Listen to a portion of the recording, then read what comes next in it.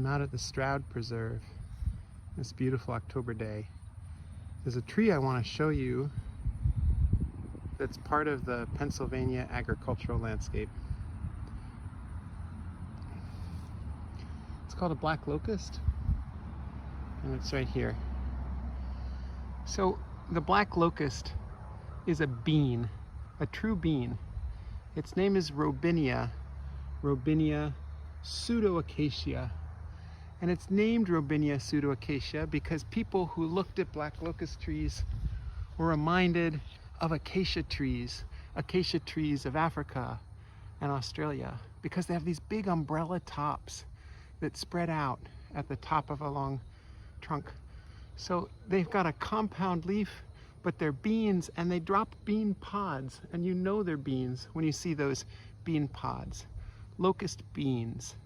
So it's got a really neat thorny stem, and it's really hard to get rid of because if you cut it down, it resprouts from the roots. So that's your black locust. I'll see if I can get a nice close-up of the leaves for you here. So here you can see the black locust leaf. This leaf is a compound leaf. That means it's a leaf made up of multiple leaflets. That's actually just one leaf that you're seeing. That leaf has 17 small leaflets. So even though that looks like a lot of little oval leaves, it's not. That's a single leaf with one leaf stem, but the leaf blade has been divided into those 17 little leaflets. And this is called a pinnately compound leaf. Pinna means feather, and the way these are arranged with the little leaflets across from each other down the spine makes it look like a feather, so it's called pinnately compound. And here you can see the thorns that grow on the branches. Black locusts actually have pretty thorny stems, and so if you grab a hold of one of these branches, those are sharp and rigid, kind of like rose thorns, but this is actually bean thorns of our black locust tree.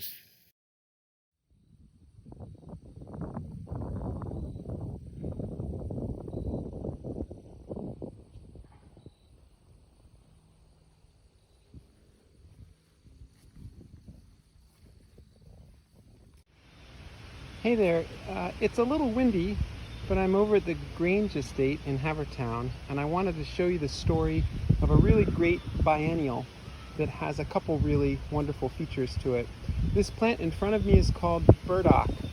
Burdock is its common name. There are other plants called docks that are not that closely related, but the thing that stands out about burdock is that it's a biennial.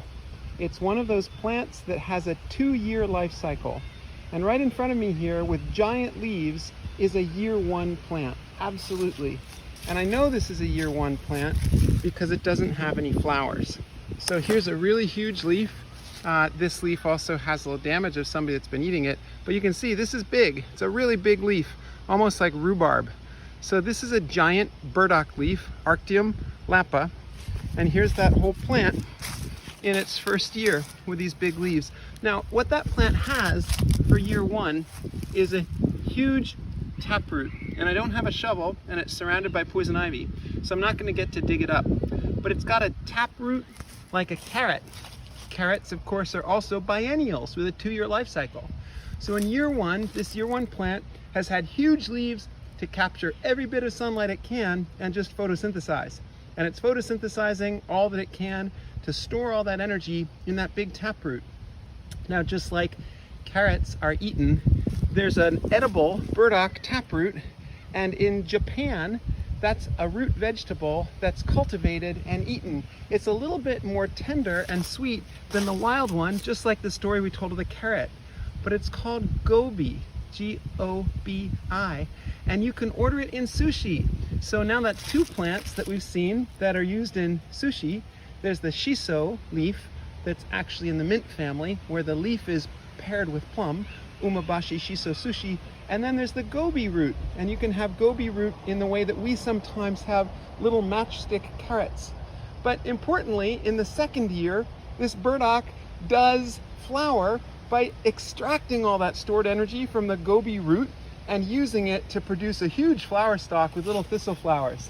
That happened a little earlier in the summer, and here is the burdock fruits. So you recognize these. These are the burrs that I showed you when we were looking at our mechanical entanglement slides. So these burrs are actually capsules with fruits inside them.